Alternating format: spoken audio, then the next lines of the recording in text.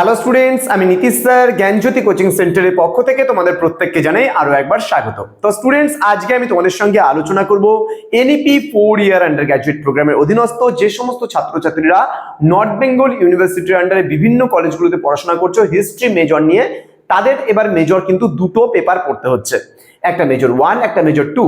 তো আজকে major 1 suggestions নিয়ে আমি আলোচনা করব এবং এই সাজেশনসে আমি আলোচনা করব তোমাদের সঙ্গে 3 মার্কসের 6 মার্কসের এবং 12 মার্কসের সাজেশনস গুলো নিয়ে, একেবারে 100% কমন সাজেশনস গুলো নিয়ে আলোচনা করব। ভিডিওটি শুরু করার পূর্বে তোমাদেরকে বলে রাখি, যারা এখনো পর্যন্ত আমাদের অফিসিয়াল ইউটিউব চ্যানেলটিকে সাবস্ক্রাইব করনি তারা অবশ্যই চ্যানেলটিকে সাবস্ক্রাইব করে পাশে থাকা বেল আইকন অল প্রেস করে দাও এবং তোমাদের বন্ধুদের সঙ্গে আজকের এই ক্লাসটি অবশ্যই শেয়ার করে দাও যেন প্রত্যেকের কাছে এই ক্লাসটি পৌঁছতে পারে।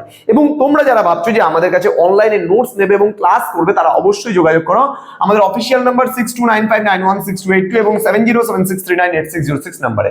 তোমাদের টোটাল কোর্স ফি রয়েছে, যারা মেজরে রয়েছে মেজর কোর্সের জন্য কিন্তু রয়েছে 999 রুপিসের বিনিময়ে তোমরা পুরো অল সাবজেক্টস কিন্তু পাচ্ছ আমাদের কাছ থেকে। এবং যারা এমডিসি অর্থাৎ মাল্টিডিসিপ্লিনারি কোর্স নিয়ে পড়াশোনা করছো, পাস কোর্স নিয়ে, তাদের ক্ষেত্রে আমাদের কোর্স ফি কিন্তু 599 রুপিস, পুরো 5টা সাবজেক্টের পুরো প্যাকেজিং। তো দেরি কিসের, আজই যোগাযোগ করো আমাদের সঙ্গে এবং যুক্ত হয়ে যাও আমাদের জ্ঞানজ্যোতি কোচিং সেন্টারের সমস্ত নোটসপত্র পেতে। চলো শুরু করছি আজকের ক্লাসটা। মেজর মানে তোমার 1 তোমাদের যেটা রয়েছে সেটাতে কি কি তোমাদের পড়তে হবে কোশ্চেন্স গুলো নিয়ে আলোচনা করছি। প্রথম প্রশ্ন, হোয়াট ইজ হিস্ট্রি, মানে ইতিহাস কাকে বলে। পরবর্তী প্রশ্ন, mention 2 reasons why history is called a science, কেন ইতিহাসকে বিজ্ঞান বলা হয়। পরবর্তী প্রশ্ন, what do you mean by the ancient concept of history, মানে প্রাচীন ধারণা, ইতিহাসের প্রাচীন ধারণা। Right a short note on Herodotus, Herodotus সম্পর্কে একটি ছোট্ট টিকা লেখো। What is the historical significance of পুরানা, পুরাণের হিস্ট্রিক্যাল ইম্পর্টেন্স বা সিগনিফিকেন্স কি রয়েছে। নেক্সট রয়েছে, what is the historical significance of Kautilya's Arthashastra, কৌটিল্যের অর্থশাস্ত্রের ঐতিহাসিক গুরুত্ব কি রয়েছে। Next, write a short note on Megasthenes, মানে মেগাস্তিনিস সম্পর্কে একটা ছোট্ট নোট লিখো। দেন বলছে write a note on Allahabad Prashasti, Allahabad Prashasti সম্পর্কে একটা টিকা লিখতে বলেছে। Then write a short note on the importance of coins as source of ancient Indian history, মানে প্রাচীন ভারতের ইতিহাসের উপাদান হিসাবে মুদ্রার গুরুত্ব কতখানি। পরবর্তী প্রশ্ন, write the historical importance of Kalhana's Rajatarangini, মানে কলহনের রাজতরঙ্গিনী সম্পর্কে টিকা লিখতে বলা হয়েছে। ঠিক আছে। নেক্সট প্রশ্ন, what was the limitations of Literary sources of ancient Indian history, মানে সাহিত্যিক উপাদানের ত্রুটিগুলো কি রয়েছে সেগুলো সম্পর্কে আমাদের লিখতে বলেছে। Next, discuss the importance of epics as source of ancient Indian history, অর্থাৎ মহাভারত যে এপিক্স মানে রামায়ণ আর মহাভারত সম্পর্কে মহাকাব্য, এপিক্স মানে হচ্ছে মহাকাব্য, সেই মহাকাব্যের মানে ইতিহাসের উপাদান হিসেবে মহাকাব্যের গুরুত্ব কতখানি সেটা লিখতে বলেছে। Then define prehistoric age, prehistoric age মানে প্রাগৈতিহাসিক যুগ। দেন বলছে write a short note on the rock paintings or rock art of ancient India, মানে এখানে বলছে যে প্রস্তর চিত্র সম্পর্কে আমাদের লিখতে বলেছে বা প্রস্তর চিত্রকলা। Then define protohistoric age মানে প্রায় ঐতিহাসিক যুগ। দেন বলছে ভীমবেটকা সম্পর্কে টিকা, write a short note on Bhimbetka. Then write a short note on mesolithic sites, অর্থাৎ মধ্যপ্রস্তরকালীন যে সাইটস গুলো বা কেন্দ্রগুলো ছিল সেগুলো। Then write a short note on neolithic revolution, মানে নব্যপ্রস্তরকালীন বিপ্লব বলতে কি বোঝো। দেন বলছে what do you mean by dolmen, dolmen বলতে কি বোঝো। নেক্সট রয়েছে right a note on the neolithic sites, neolithic sites গুলো সম্পর্কে আমাদের লিখতে বলেছে। Then Harappan seal, write a short note on Harappan seal. Next বলছে write a note on the drainage system, write a note on the drainage system of the Harappan sites, হচ্ছে হরপ্পা সভ্যতার প্রয় প্রণালী ব্যবস্থা সম্পর্কে লিখতে বলেছে। Then what is proto Shiva, মানে প্রোটো শিব বা আদি শিব বলতে কি বোঝো। And write a short note on unicorn, মানে ইউনিকর্ন সম্পর্কে টিকা, যেটা হরপ্পা সভ্যতায় এক মানে শিংওয়ালা যে ঘোড়া ছিল সেই সম্পর্কে লিখতে বলেছে। এবার আমরা 6 মার্কসের জন্য পড়বো, মাত্র 11টা প্রশ্ন তোমাদের দিয়েছি এখানে। Mention the ancient concept of Indian history, মানে আমাদের ভারতের ইতিহাসের প্রাচীন ধারণা সম্পর্কে লিখতে বলেছে।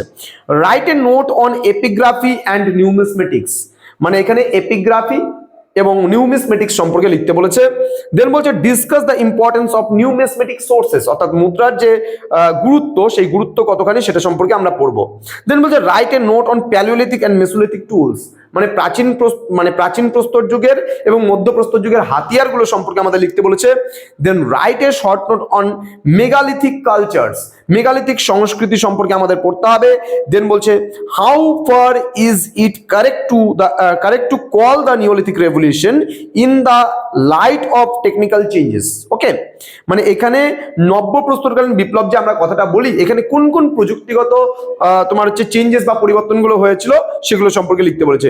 Discuss the economic structure as prevalent during the Harappan period. Okay, এখানে হরপ্পা সভ্যতার সময়কালে কোন কোন ইকোনমিক স্ট্রাকচার অর্থাৎ যে অর্থনৈতিক যে পরিবর্তন, সেই পরিবর্তনগুলো কি কি হয়েছিল। Give an account on the Harappan trade, মানে হরপ্পা সভ্যতার বাণিজ্য সম্পর্কে লিখতে বলেছে। Then discuss the social structure as prevalent during the Harappan period, অর্থাৎ কোন কোন সামাজিক পরিবর্তনগুলো হয়েছিল হরপ্পা সভ্যতার সময়কালে। Discuss the crafts of the Harappan civilisation, মানে হরপ্পা সভ্যতার যে কি বলবো ক্রাফট সম্পর্কে আমাদের এখানে লিখতে বলেছে। Then discuss the art and architecture of the Harappan civilisation, Harappa সভ্যতার যে স্থাপত্য শিল্প রয়েছে সেটা সম্পর্কে লিখতে বলেছে। এবার আমরা নিয়ে আসবো 12 নম্বরের যে প্রশ্নগুলো আমাদের পড়তে হবে সেগুলো সম্পর্কে। Discuss the definition and evolution of the concept of history, খুব ভালো করে পড়বা।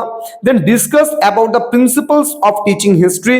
Then write an essay on the importance of literary sources for the study of ancient Indian history.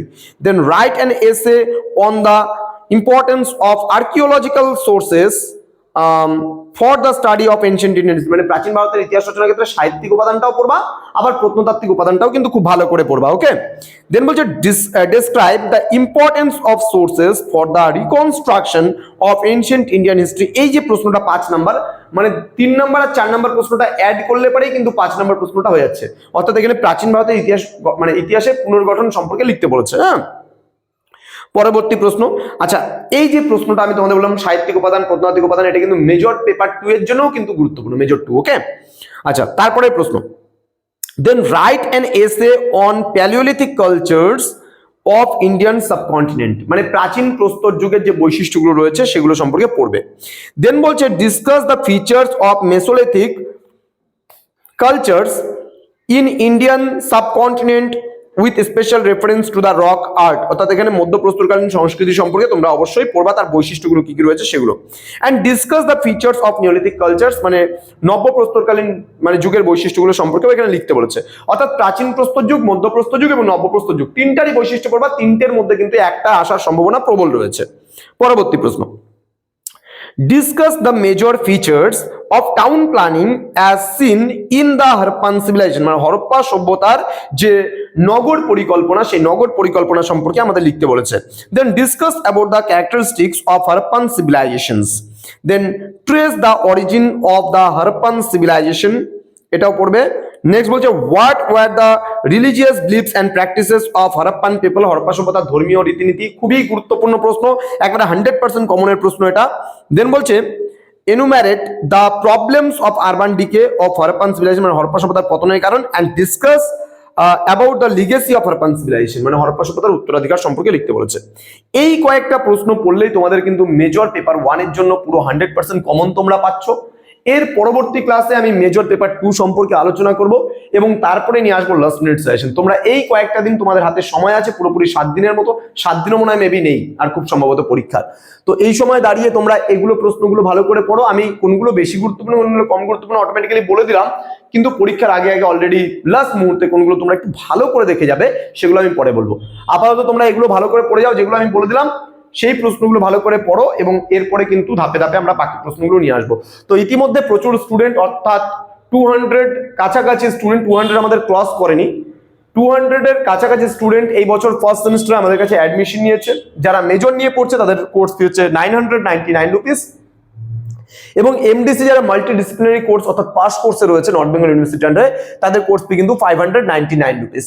তো যারা ভাবছো এখনো আমাদের সেন্টারে জয়েন করবে তারা অবশ্যই কন্ট্যাক্ট করো আমাদের সঙ্গে 6295916282 এবং 7076398606। তো তোমাদের সবচেয়ে বিশ্বস্ত একটা শিক্ষা প্রতিষ্ঠান আমরা বলতে পারি আমাদের জ্ঞানজ্যোতি কোচিং সেন্টার, কারণ সেখানে মানে এখান থেকে ছাত্রছাত্রীরা বহুভাবে কিন্তু উপকৃত হয়েছে। তো তোমরাই বলবে, তোমরা ইউটিউব চ্যানেলে আমাদের কমেন্টসগুলো দেখো, স্টুডেন্টদের প্রতিটা ভিডিওতে, যারা থার্ড সেমিস্টারের পরীক্ষা অলরেডি হয়ে গেছে প্রত্যেকটা ভিডিওতে গিয়ে দেখো সেখানে ছাত্রছাত্রীরা কি কমেন্ট করেছে, তোমাদের সিনিয়র দাদাদিরা কি কমেন্ট করেছে, তারপরে আসো। আর একটা জিনিস মনে রাখবা, যদি আমরা নেই একটা স্টুডেন্টের থেকে একবারই নিতে পারবো, তো এমন কোনো বেশি অ্যামাউন্ট আমরা রাখিনি, তোমরা ট্রাই করে দেখতে পারো। আমি বলছি কোনোদিনও তোমরা নিরাশ হবে না। চলো দেখা হচ্ছে খুব তাড়াতাড়ি আর একটা নতুন ভিডিও নিয়ে তোমাদের সঙ্গে। তোমরা প্রত্যেকে ভালো থেকো, সুস্থ থেকো, আর পরীক্ষার জন্য প্রত্যেককে all the best. Thank you.